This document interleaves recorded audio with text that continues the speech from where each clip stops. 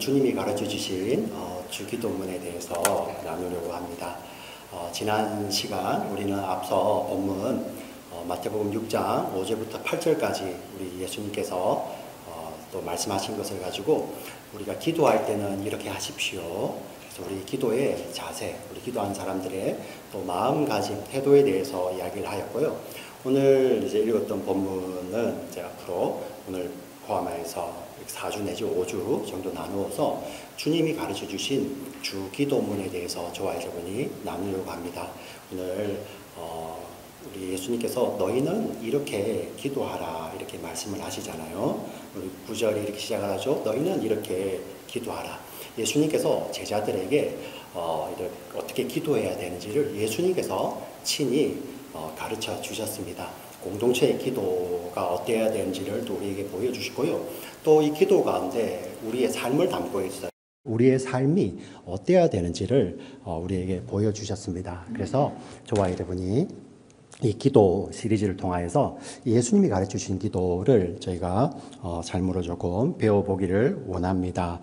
먼저 우리 오늘은 9절입니다. 9절을 다시 한번 보여주시겠습니까? 예수님께서 너희는 이렇게 기도하라 이렇게 말씀을 하신 후에 기도를 이어가십니다. 하늘에 계신 우리 아버지여, 우리 아버지여. 저와 여러분은 기도를 합니다. 근데 기도의 대상은 우리가 밖에 나가 보이는 해나 달이나 별이나 나무나 돌들이 아닙니다. 그리고 사람이 만들어 놓은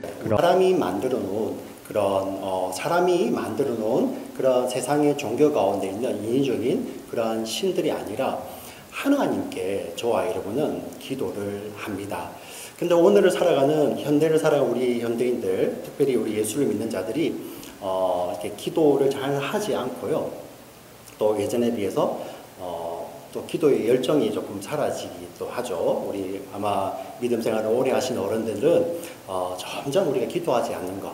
여러분 왜 그럴까 한번 생각을 해보니 물론 우리의 열정이 부족한 것도 있어요. 예전보다 열정이 부족하고 것도 있지만 그보다 근본적인 원인이 뭐냐면 우리가 기도를 들으시는 하나님에 대해 잘 모른다는 거예요. 하나님에 대해 잘 모른다는 거. 근데 그것보다도 더 심각한 문제가 뭔지 아십니까? 하나님에 대해 잘 모르는 것보다 더 심각한 문제가 우리가 그럼에도 불구하고 알려고 하지 않는다는 거예요. 요한복음 17장 3절 한번 말씀 띄워주시겠습니까? 제가 드리는 말씀이 아니라 예수님께서 직접 하신 말씀입니다. 영생은 곧 유일하신 참 하나님과 그가 보낸 자 예수 그리스도를 아는 것이니이다. 이 예수님 하신 말씀이에요.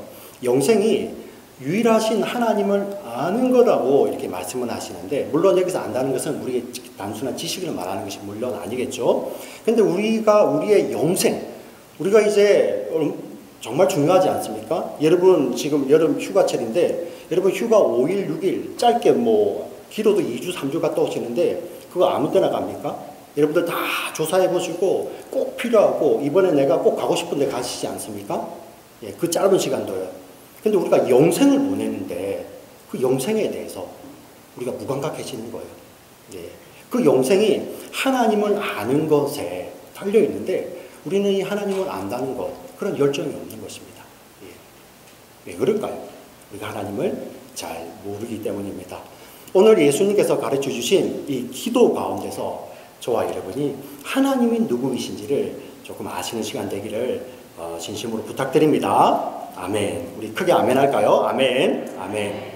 우리 9절에 보시면 처음에 하늘에 계신이라는 단어로 시작을 합니다. 하늘에 계신. 자, 제가 한번 퀴즈 한번 해보겠습니다. 이 하늘에 계신, 여러분 요즘 성경 이렇게 스마트폰에도 성경 가지고 다니시잖아요.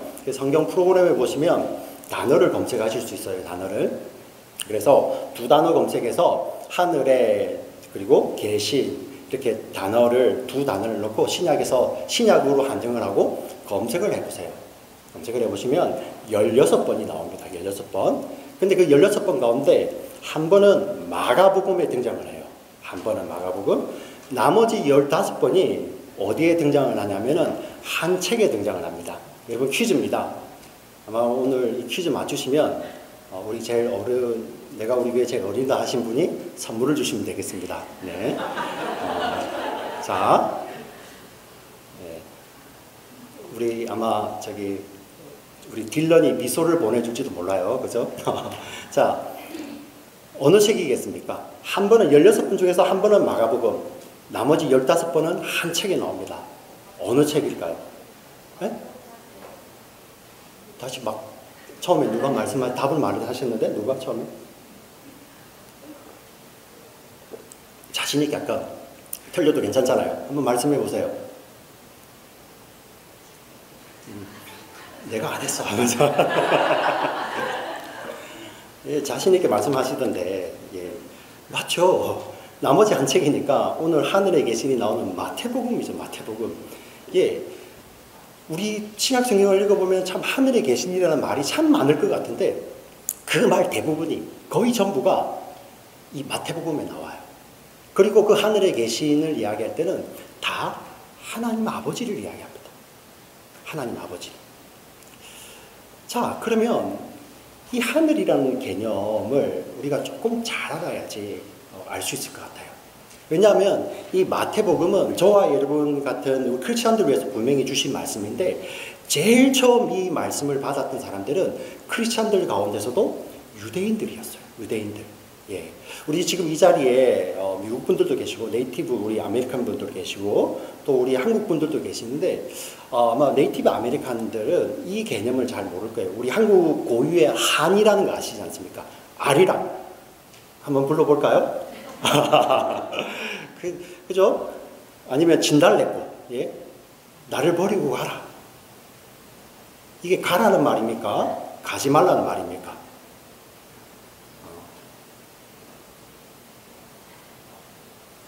때에 따라 다르죠, 그죠? 예. 우리, 그죠? 우리 부모님들, 자녀들, 너 그럴 거면 집 나가. 이러지만, 집 나가면 안 되잖아요. 근데 아이들은, you said, go away 해서 나가버리잖아요. 아니죠. 자, 개념이 사실 조금 달라서 그런 거죠. 한국 분들은 이게, 나를 버리고 가라는 말은 가지 말라는 말이잖아요. 예. 근데 우리, 미국 분들은, 가라는 말이구나. 개념이 다르죠. 자, 이 유대인들은 처음에 하늘이라는 개념을 들을 때 우리가 가지고 있는 개념하고 좀 달랐던 거예요. 그래서 이 예수님이 말씀하셨던 하늘에 계신 이 의미를 이해하기 위해서는 우리 그 당시 예수님 시대의 유대인들이 가지고 있었던 이 하늘의 개념에 대해서 우리가 알 필요가 있죠. 그리고 오늘 본문은 하늘에 계신이라고 단수로 번역을 했지만 원문은 하늘들, 그것도 그 앞에 영어로 정관사 더가 붙어 있어요. 그 하늘들에 계신 아버지라는 표현을 하고 있습니다. 그 하늘들에. 도대체 무슨 말인가? 예수님 시대의 유대인들은 이 하늘이 세 등분되어 있다고, 3부로 나누어져 있다고 이렇게 생각을 하였습니다. 첫 번째 하늘, 첫째 하늘은 바로 새들이 날아다니는 우리 눈에 보이는 창공, 그 하늘을 첫째 하늘이라고 그들은 생각하였습니다. 두 번째 하늘은 여러분들 영적인 것, 거기에는 천사도 포함되고 어두움의 권세를 갖고 있는 우리 그 사탄이나 마귀도 거기에 포함되는 것입니다. 자, 그들이 있는 둘째 하늘, 그것을 공중이라고 표현을 하죠. 이 공중이 여러분 바울 서신 읽어보시면 공중의 권세 잡은 자, 음부의 권세 잡은 자가 뭐 너희를 해치지 못할 것이다. 그 공중을 이야기하는 것이죠. 그리고 마지막 세 번째, 셋째 하늘이 있습니다. 이 셋째 하늘은 초월적인 하늘이고 무한한 하늘이에요. 예. 우리 시편에 보면은 하늘들 위에 하늘을 다니시는 하나님이라는 표현이 나오잖아요. 그 하늘입니다.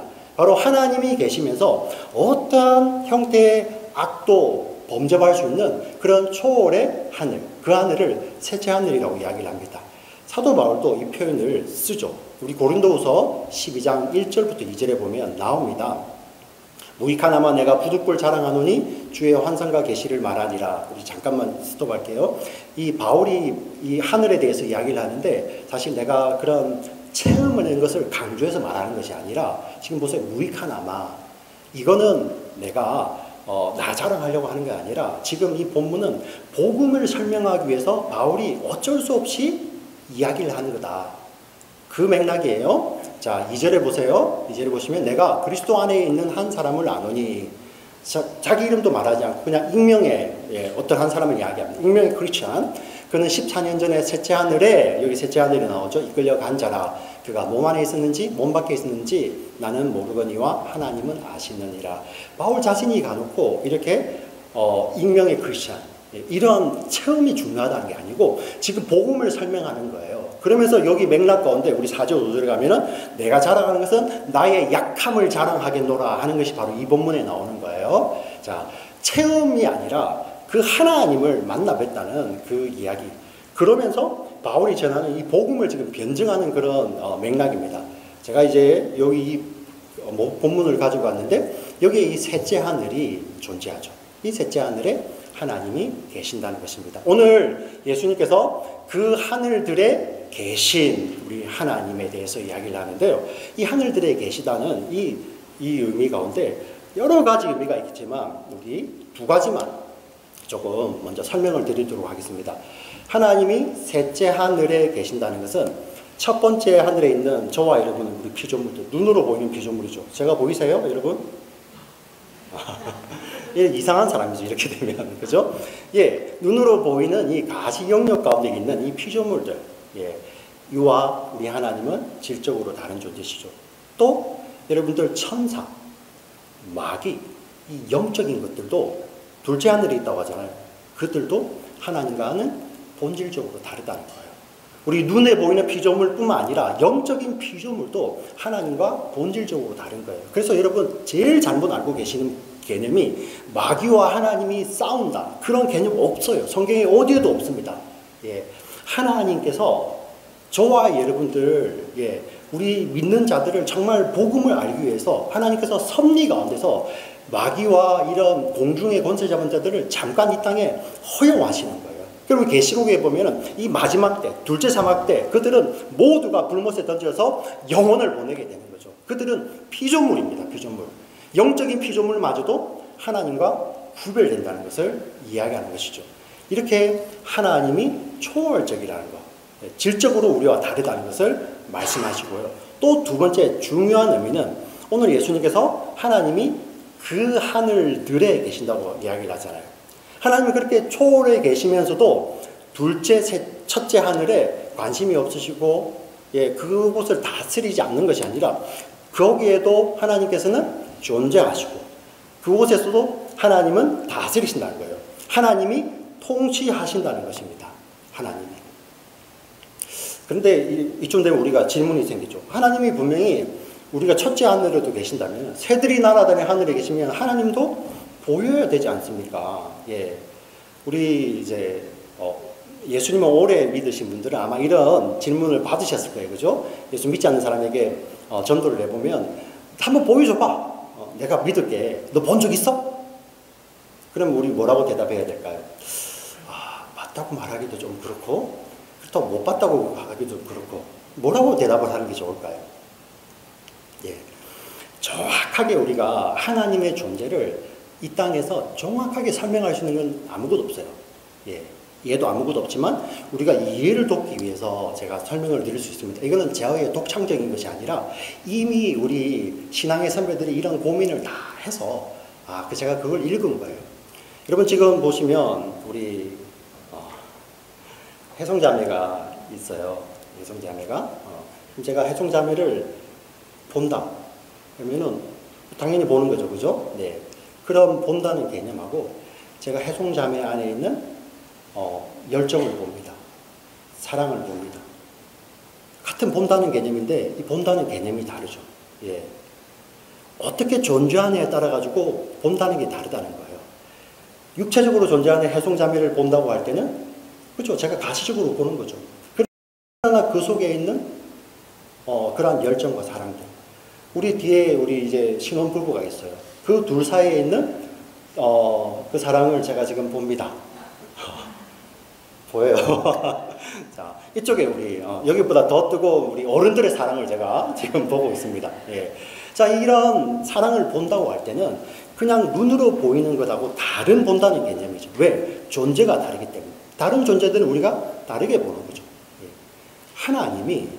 하나님이 이처럼 우리가 하나님을 본다고 이야기할 때는 우리의 눈으로 보는 가시적인 영역으로 본다는 그러한 의미가 아니라 하나님은 존재가 다르시기 때문에 우리가 사랑을 보듯이 그 이상으로 우리가 하나님을 보게 되는 것이죠. 자, 그러면 하나님은 도대체 어떻게 존재하시는데요? 자, 이것을 또 17세기에 우리 프란시스 우리 툴레틴이 우리 영어 이름으로 프란시스 툴레툰이라는 이 개혁신학자가 많은 고민 끝에 사물이 존재하는 우리 세 가지에 대해서 존재하는 방식에 대해서 깊이 고민을 해놓은 게 있습니다. 참 좋은 설명 같아서 제가 설명을 드립니다. 사물이 세 가지 이렇게 방식으로 존재를 하는데 첫 번째 거는 지금 제 눈앞에 이런 종이가 있고요. 이런 마이크가 있고 이렇게 또 물컵이 있습니다. 이렇게 이 사물이 공간 안에서 한정된 시간 가운데 한정된 공간 가운데서 이렇게 지금 존재하고 있는 거예요. 여러분 보이시죠? 보이니까 믿죠, 그죠? 제 눈앞에 마이크가 있습니다. 여러분 믿으십니까? 좀 이상한 거죠. 눈에 보이는데 뭐 믿고 자시고 있습니까? 그냥 보이는 거잖아요. 예. 자, 이렇게 존재하는 것이 있고요. 또 하나는 보이지는 않지만 그도 제한적으로, 한정적으로, 제한적으로 무한으로 존재하는 것이 아니라 제한적으로 존재하는 게 있어요. 그게 어떤 것일까요? 우리의 영혼. 지금 제 안에 여러분 저 영혼이 보이세요? 네. 제 영혼이 지금 여기 있지 다른 어디에 가 있겠습니까? 네. 저의 영혼은 저라는 존재 안에 제한적으로 있어요. 그런데 눈에 보이게 이 눈 안에 심장에 어떤 장기처럼 영혼이 어떤 자리를 잡고 있는 게 아니잖아요. 분명히 장소나 어떤 시간 안에서 이렇게 있는 건 장소 안에 있는 건 아니지만 분명히 나라는 존재 안에 제한적으로 있는 거죠. 물론 드라마를 많이 보신 분들은 그게 영혼이 막 밖으로 나다니죠, 그죠? 네, 그건 드라마틱이에요. 드라마예요, 드라마. 우리 영혼들은 이렇게 제한적으로 존재합니다. 이런 것이 바로 마귀나 천사들이죠. 그들은 무한한 존재가 아니고 제한된 어떤 범위 안에서 존재하는 것들이죠. 마지막 세 번째가 바로 하나님이 존재하시는 거예요. 충만하게. 하나님은 셋째 하늘에 초월적으로 계시지만 그 하나님이 첫째, 둘째 하늘에도 충만하게 하나님이 계시는 거예요. 어떤 시간이나 공간의 제약을 받지 않냐고 충만하게 계시는 것이죠.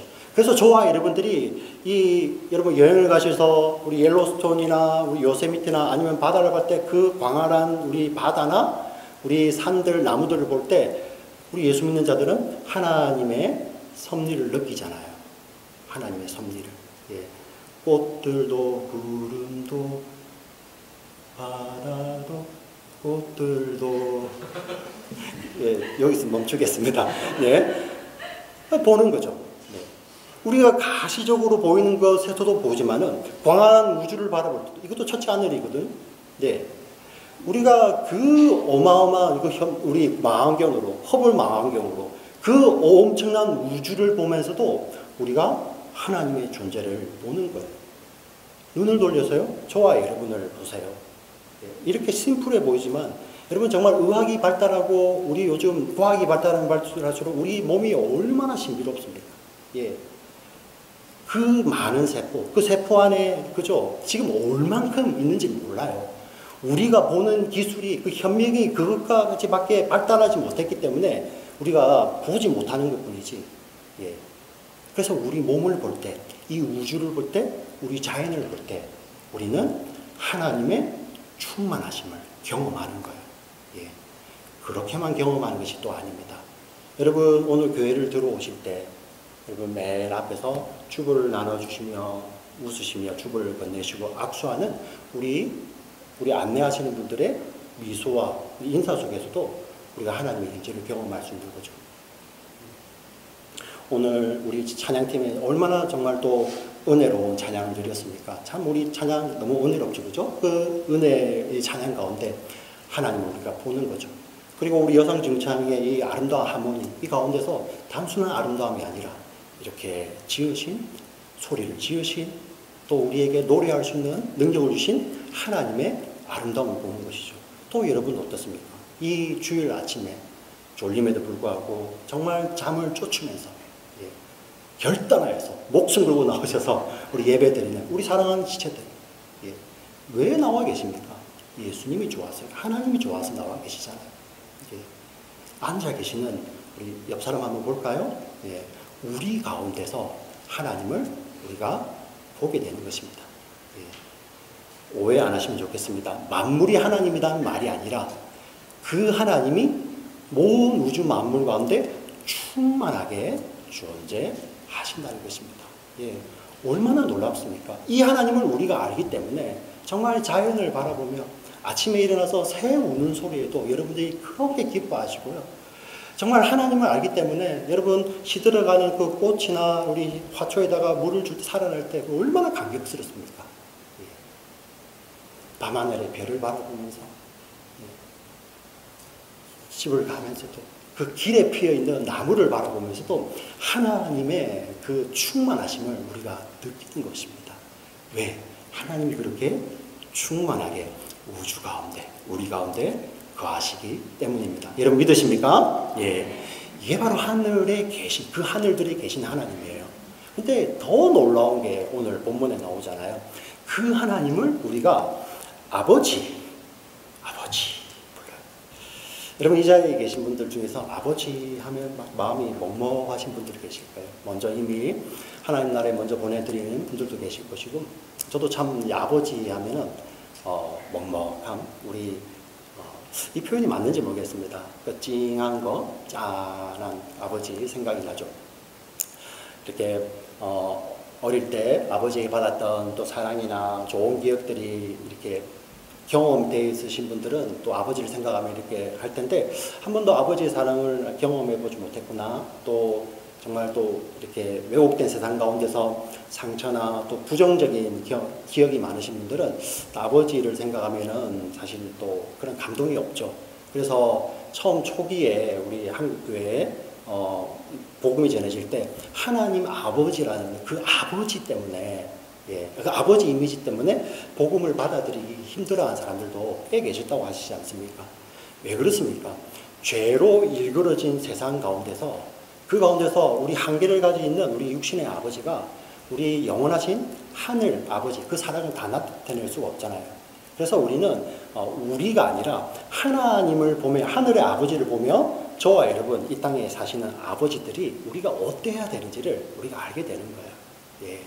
그리고 또 소망이 있는 것은 복음 안에서 우리 아버지들 진짜 소망이 있습니다. 정말 복음 안에서 회복이 되고 진짜 내가 예수님의 사람 복음의 사람이 될 때 저와 여러분 이 부족한 우리를 통해서도 우리 자녀 세대들이 하나님을 알아간다는 거예요.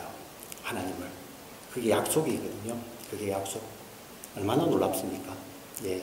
이렇게 하나님은 우리의 아버지가 되신다는 것입니다.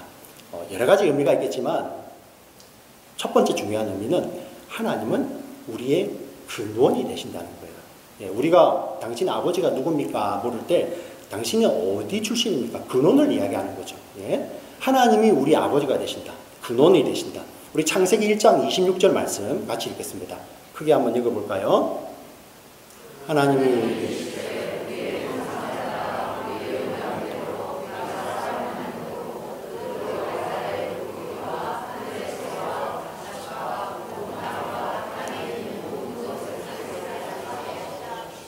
예, 여기 보시면 하나님께서 자신의 형상을 따라 지으셨어요. 여기서 가장 중요한 것은 생명, 그것도 영원한 생명. 그 생명은 하나님께로부터 오는 거예요. 피조물은 스스로 생명을 만들어내는 존재가 아니라 하나님으로부터 생명을 받아야 되는 존재예요. 예. 하나님이 우리의 아버지가 되신다는 그 개념은 우리 영원한 생명은 아버지께로만 온다는 것입니다. 아버지, 하늘 아버지로부터만 우리에게 영원한 생명이 온다는 거예요. 근데 여러분, 우리가 처음 아담은 그렇게 사는데 아무런 문제가 없었고요. 너무나도 감사하는 에덴의 삶이었죠. 그러나 마귀는요, 예, 거짓의 아비라고 하잖아요. 그것을 거짓말을 하죠. 예, 뭐라고 합니까? 하늘 아버지, 그 하나님만이 너의 아버지가 되는 것이 아니라 세상이 너의 아버지가 될 수 있다. 예. 이 거짓을 하며 사람을 속입니다. 그리고 사람은 넘어가죠. 그 거짓 바이러스가 퍼져나가는 거예요. 죄 아래 있는 세상에 여러분들 증상을 보세요. 하나님만이 나의 아버지가 되시고 영원한 생명의 근원이 되신다는 그런 것보다도 이 유한한 세상이 자기의 근원이 있는 거예요. 세상의 자녀가 되어서 살고 있잖아요. 세상의 자녀가 되어서. 여러분 하나님 대신에 그 영원하신 하나님 대신에 유한한 세상, 그 세상의 아버지가 되는데요. 그 유한한 세상에는 여러분 자신도 포함이 됩니다. 예. 자기가 내 인생의 주인이냐, 자기가 내 인생의 근원이냐. 그래서 뭐 내 인생은 나의 것 이렇게 노래 부르면서 살아가기도 하잖아요. 예. 여러분 이 영원한 생명 대신 영원한 생명의 근원 대신 아버지 대신에 이 한정적인 세상을 아버지 삼아 사는 그 인생의 여러분 처참함을 아십니까? 처참함. 지금 이 땅에서는 잘 차이가 안 나는 것처럼 보이지만 우리 이 유한한 삶이 이 땅에서 멈출 때 누군 반드시 멈추잖아요. 하나님 이제 그만 와야겠다. 이럴 때 멈추든지 아니면 예수님께서 이 땅에 재림하실 때 우리의 유한한 삶은 이 땅에서 멈추게 되지 않습니까? 근데 유한한 삶이 멈추게 됐을 때 그 결과에 대해서 성경은 자세하게 이야기하고 있습니다. 이 땅에서 영원하신 생명 되신 하나님을 등지고 살았던 자들은 우리의 이 유한한 삶이 우리가 근원으로 삼았던 그 유한한 삶이 멈추는 순간 영원한 생명 되신 하나님 없는 곳에서 우리는 영원이라는 시간을 보내게 되는 것입니다. 그냥 있는 것이 아니라 성경이 이야기를 합니다. 하나님 없는 곳에서 우리는 영원한 형벌, 영벌의 시간을 보내는 영벌의 지옥에 간다는 것입니다. 네. 참 지옥이라는 이야기가 나오면 굉장히 저도 조심스럽고 또 막중한 책임감을 느낍니다. 요즘 세상이 사실 이러한 지옥이라는 이야기 싫어합니다. 그죠? 그래서 예전에 우리 크리스탈 교회인가요? 거기서 목회자들 모여가지고 요즘 현대인들은 지옥이라는 말을 싫어하니 우리가 앞으로 지옥이라는 단어를 아예 쓰지를 맙시다. 교회 부흥을 위해서. 예. 그런 시대가 되어버렸습니다. 예. 사람들이 싫어하니까. 저도 그런 정말 시대를 따를까 참 두렵습니다. 근데 우리가 한 가지 깨달아야 될 것은 성경에서요. 예. 지옥에 대해서 가장 많이 말씀을 하신 분이 누구신지 아십니까? 예수님이세요. 예수님. 그 사랑의 예수님. 제가 어제 다시 한번 세워봤습니다. 제가 잘못 알고 있었더라고요. 저는 6번, 7번인지 알았는데 여러분 복음서에서만 복음서에서만 예수님이 지옥이라는 그 단어를 11번 이야기하십니다. 여러분 그게 다가 아니잖아요. 예수님 생애가 얼마나 요한복음에 예수님께서 가르치신 것을 정말 다두기에는 이 책이 아니라 하늘이라도 바다로도 둘 수 없다. 그렇게 말씀하시는데 예수님께서 이렇게 이야기를 하십니다. 그리고 오늘 마가복음 우리 9장에 보시면 그 지옥을 3번 달아서 이야기를 하십니다. 그 마지막 번입니다. 제가 읽어드릴게요. 만일 네 눈이 너를 범죄하거든 빼버리라. 한 눈으로 하나님의 나라에 들어가는 것이 두 눈을 가지고 지옥에 던져지는 것보다 나으리라. 여러분 잘 보세요. 예. 여기 보시면 예수님의 관점은 눈을 빼버리라는 데 있는 게 아니에요. 그 범죄하게 하는 것, 그 죄가 얼마나 끔찍한 것인지를 이야기하는 것입니다. 예. 그 죄의 끔찍함, 그리고 그 죄의 끔찍한 죄의 결과로 던져지는 그 지옥, 그 지옥이 어떤 곳이라고요? 우리 48절 같이 한번 읽어보겠습니다. 시작. 구더기도 죽지 않고 불도 꺼지지 아니하니라. 영원한 형벌의 장소. 이게 이거 이거를 누가 이야기하시다고요? 여러분 예수님, 그 사랑의 예수님. 예. 죄인들을 용서하시고 세리마저도 용서하시고 저 같은 사람마저도 용서하시는 그 예수님이 이 지옥이 얼마나 끔찍한지를 말씀하시는 거예요. 예. 누구보다도 이 영벌의 끔찍함을 잘 아시는 분이죠. 그것을 알기 때문에 네 눈이 범죄하거든 차라리 찍어버리라. 네 손이 범죄하거든 차라리 찍어버리라. 내 발이 범죄하거든 차라리 찍어버리라.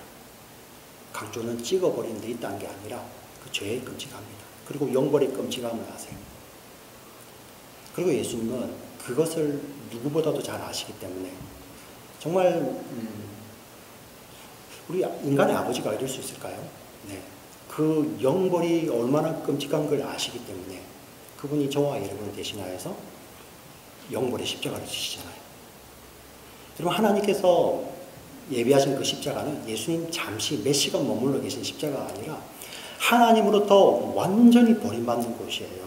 예.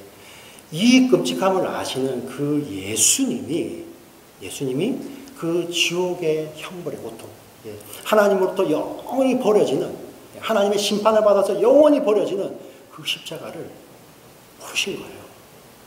누구를 대신해서요? 저와 여러분을 대신하였어요. 저와 여러분을. 예. 아심에도 불구하고. 여러분, 그 전에 우리가 어떻습니까? 예. 세상의 종로로다며, 마귀의 종로라며, 세상의 자식으로, 마귀의 자식으로 멸망을 향해, 영벌을 향해 달려가든 저와 여러분을 구원하시기 위해서 예수님이 우리를 품으시고 그 영벌의 십자가에 오르시잖아요. 그리고 그 예수님이 그곳에서 우리의 이름을 바꾸시지 않습니까? 우리의 신분을 바꾸시죠. 영벌의 자식에서 영생의 자녀, 마귀의 자식에서 하나님의 자녀로 우리의 아버지를 바꾸시는 거예요.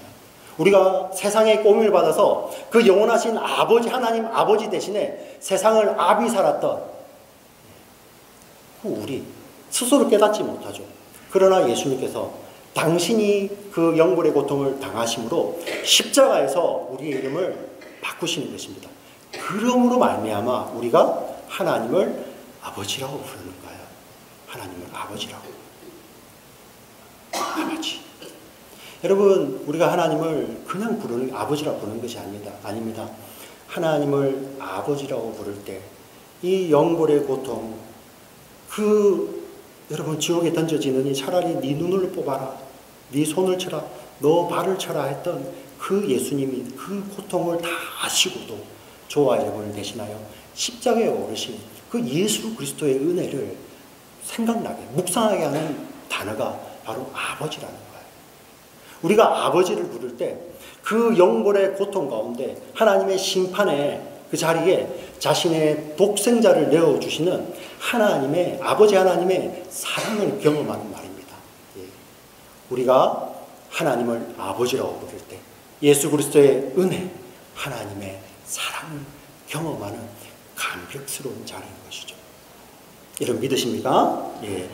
그분이 우리 아버지가 되신다는 거예요. 우리 아버지요. 예. 우리 아버지. 예. 무엇을 또 이야기합니까?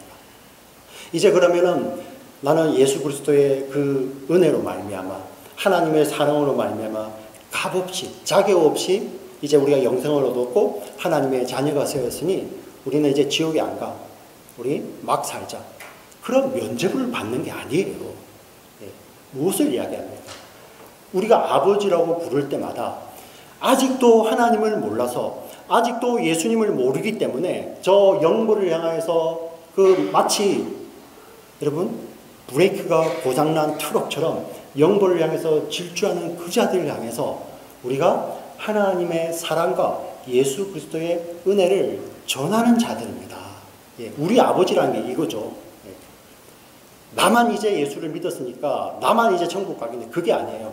아직도 하나님을 모르고 아직도 예수의 은혜를 모르는 자들, 그 자들이 나와 하나님을 아버지라고, 그 자들이 나와 하나님을 우리 아버지라고 부르는 그날을 바라며 그들에게 우리의 삶을 통해 예수님과 하나님의 사랑과 은혜를 드러내는 사명자의 삶을 사는 것이죠. 그게 바로 우리가 하나님을 아버지라 부를 때 우리 가운데 주어지는 것입니다. 사랑하는 지체 여러분, 천국과 지옥의 이야기를 우리가 들었습니다. 우리는 무엇입니까? 나는 천국, 너는 지옥이야. 저 사람은 지옥 갈 것 같아. 그런 판단하라고 우리에게 주신 말씀이 아닙니다. 우리는 그럴 자격이 없어요.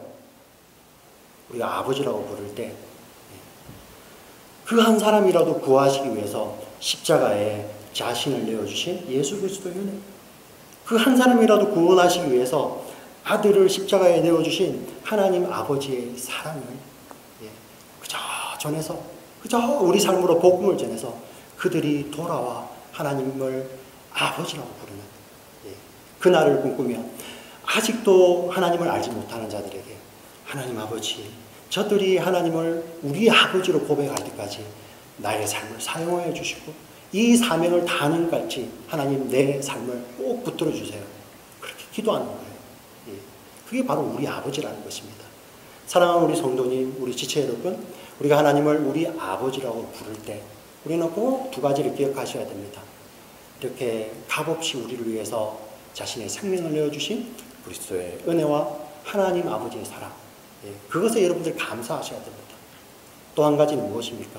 아직도 이 아버지의 사랑을 알지 못하는 자들에게 하나님 저의 삶을 사용하셔서 저의 삶을 통하여서 아버지의 사랑을 비춰내는 그런 사명자의 삶을 사는 그런 감격스러운 사명이 회복되는 그런 말이 되어야 될 줄 믿습니다.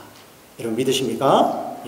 우리가 하나님을 아버지라고 부를 때 우리 안에서 이 감사와 감격이 회복되시는 저와 여러분 되시기를 주의 이름으로 간절히 축원합니다. 아멘. 살아계신 하나님 아버지 감사합니다.